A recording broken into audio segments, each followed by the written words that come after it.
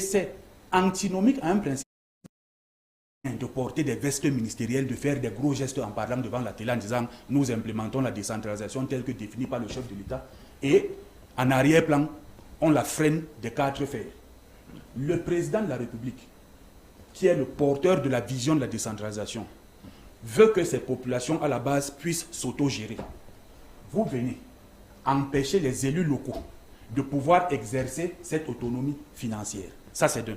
De deux, on a une loi qui dispose que 15% des prévisions de recettes doivent être automatiquement allouées à la décentralisation. Nous avons un budget de 8 639, disons 8 700 milliards.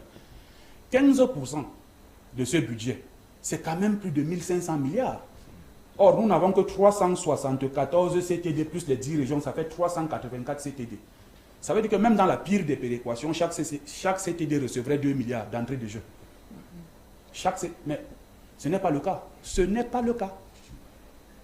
Vous voyez donc que le chef de l'État donne des orientations, des instructions, et puis les super intelligents à côté de lui font autre chose, et puis ils défendent ça. Lorsqu'on se rencontre souvent pour en discuter, ils défendent ça mordicus. Ils disent non, ça doit être comme ça. Non, un principe, c'est un principe. On le respecte d'abord. Et on voit comment ça marche. Sinon, les populations ne souffriraient pas. Le maire de Mbalmayo, le maire de Mboma, le maire de Méry, ils ont, tous les maires du Cameroun, ils ont les prérogatives de pouvoir développer des réseaux électriques, les lignes électriques dans leur commune. De pourvoir aux mini-réseaux d'adduction d'eau potable.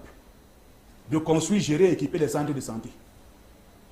De suivre la politique de l'éducation au niveau local, c'est-à-dire construire les écoles, recruter les maîtres communaux, équiper entablement et autres.